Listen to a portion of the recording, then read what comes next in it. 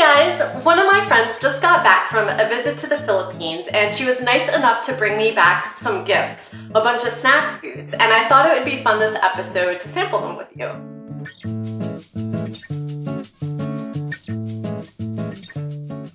The Philippines may be a small Asian country in the Pacific, but it has a lot of global influences. You'll find traces of Chinese, Spanish, and Malay cuisine in its cooking. This may not quite be a snack food, but my friend did bring me back one of my favorite fruits from the Philippines and Southeast Asia, and it is the calamansi fruit. This little sucker packs a lot of bright, citrusy, tart flavor. It's probably most similar to the key lime in the United States. And the citrus is very versatile. You can use it for a variety of things. You can drink the juice straight, just as you would lemonade or limeade. It can also be used to flavor desserts, as well as savory dishes. I like to use it as a marinade for vegetables, but you could also use it in seafood and meat dishes. Filipinos are bananas for bananas. You will find bananas and plantains in both sweet and savory dishes. My friend brought me back a pinasupo piaya, and this seems to be sliced bananas that have been candied and sprinkled with sesame seeds.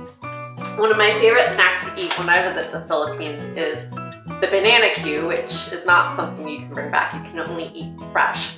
It's a street food that you can find all over the place. Super cheap, and what the vendors do is they put the banana on a stick and they fry it, and it becomes really sweet and caramelized and addictive. And if you ever visit, I highly recommend you try it. This is really cute. So each set comes wrapped in a little paper cone. So it almost does feel like eating street food. If you have fillings, I wouldn't recommend eating this just because it's both crispy and sticky. But this tastes a little how you would imagine banana brittle to taste. It's very crispy, it's sweet, but the starchy banana flavor still comes through and is very strong. It's interesting, I've never had anything quite like it. This is a type of cookie called ugoy ugoy that my friend brought back, and she says it's really good to dip in coffee. It reminds me a little bit of a cookie version of some of the breads that you'll find that are sprinkled with sugar. Another favorite thing I loved eating growing up was pan de sal, which was both sweet and a little savory. Oh man, it's flaky. For sure. It's topped with a ton of sugar. Once again, it's not as sugary as I thought it would be. This cookie part is almost more like a cracker or biscuit, and it's not sweetened much at all. It just seems like a very simple flour cookie. I would definitely recommend eating this with coffee or some type of drink because it is a little dry.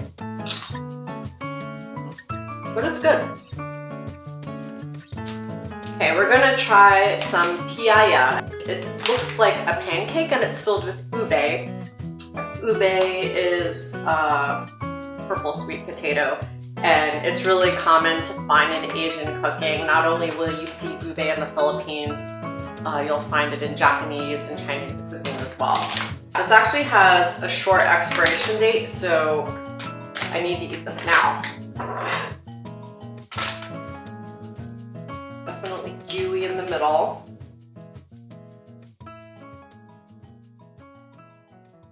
I like this. If you've ever had those Chinese buns with the red bean filling or the ube filling, it tastes very similar to that, minus the puffy breaded part. This is more of a light crust. It's almost like having a pie and pancake combined as one with sweet potato. Spain colonized the Philippines for quite a while, and one thing they left behind were these Clover Lawn treats.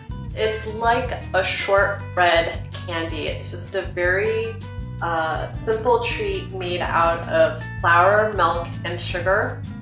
It's a bit powdery and crumbly. It's another good thing to have with coffee and good at satisfying your sweet tooth at the end of the meal. Like I said, it's a little crumbly and it has a really interesting texture. I think that's part of the appeal of this candy for me. It's crumbly, but once you bite into it, it melts in your mouth. And it's a bit mealy because it is all flour, but in a good way. That was good. I could have another.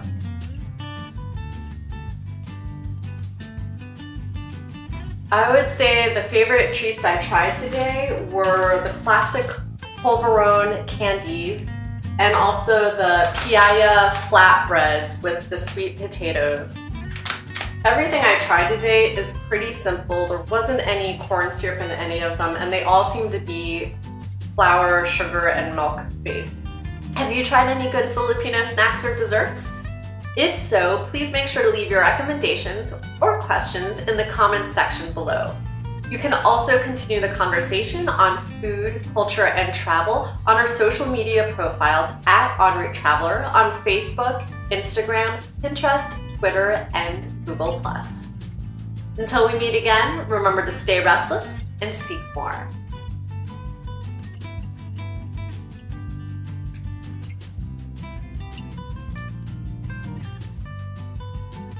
Man, it's like all stuck in my teeth.